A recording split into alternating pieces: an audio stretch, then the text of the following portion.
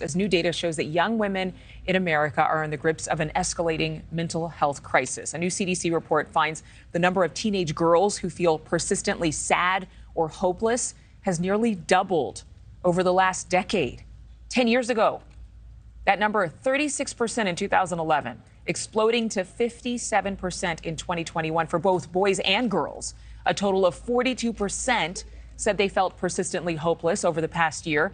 Almost 1 in 3 girls admitting to seriously considering suicide.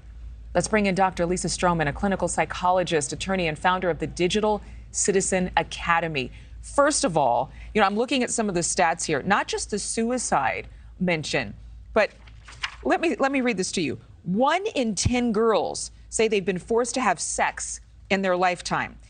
18% of girls saying that they have seen or experienced sexual violence.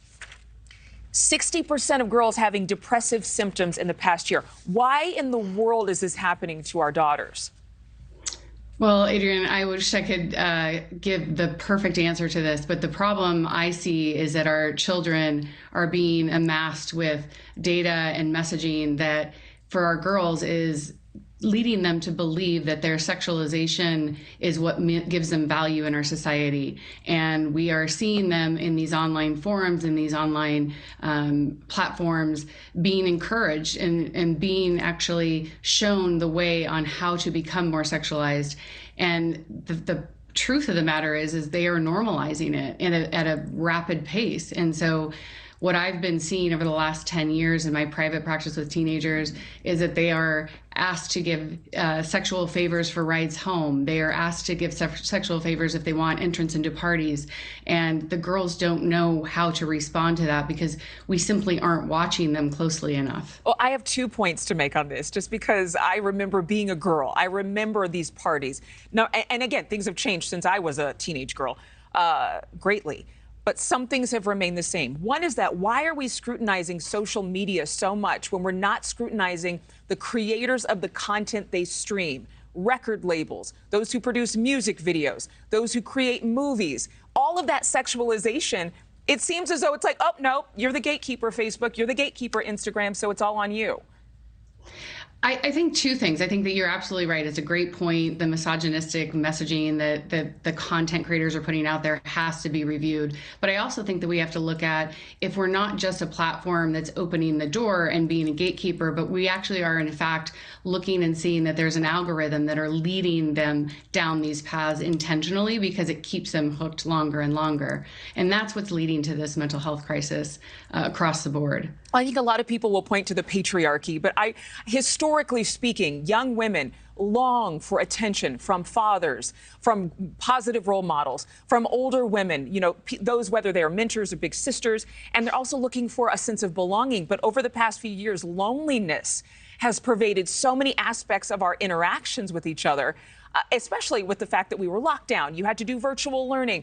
And so intimacy and sex are getting confused. Absolutely. They definitely are. And I think that everybody's so interested in getting back together. I think that the experiment, so to speak, via COVID of whether or not we could be social together online did not bear out. Like, we need to have in-person contact. We need to have those relationships with people. And we need to stop pretending that we can basically outsource those connections and those relationships into these online platforms anymore. And we're having these conversations, but then it's like, okay, so now what? So we need to look for red flags. So I want to make sure that you give those to those parents or grandparents or sisters and brothers watching right now. And then what can we do? What is necessary? I mean, I told my friend's daughter the other day, I said, have you been going on daddy-daughter dates lately?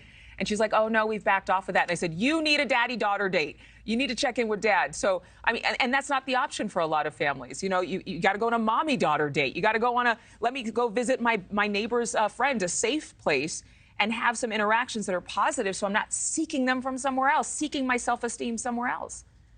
Absolutely. That's great advice, because I think that what we forget is the power of one is enough. We just need one person in our life at some point in our life when we have that crisis to be able to lean into. And it can be a parent, a guardian, a neighbor, a teacher. So I think that that's great advice that you're handing out.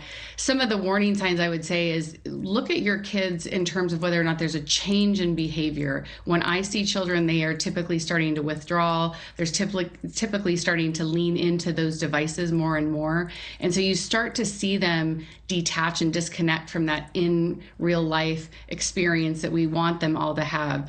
That is the biggest sign. If they're spending time in their bedroom, in their bathroom with a device in hand, it's time to have a conversation, look at what they're doing on those devices. There's nothing good, my grandmother used to say, happens after midnight. Yeah. I always say nothing good happens in the bedroom with a device. So, really have a conversation about that. And if they're withdrawing and pulling away from the family, that's definitely the biggest red sign. Dr. Lisa Stroman, thank you so much. We'll be right back with more news after this. Thank you for watching. Go to newsnationnow.com to find News Nation on your television provider. And don't forget to click the red subscribe button below to get more of News Nation's fact-driven, unbiased coverage.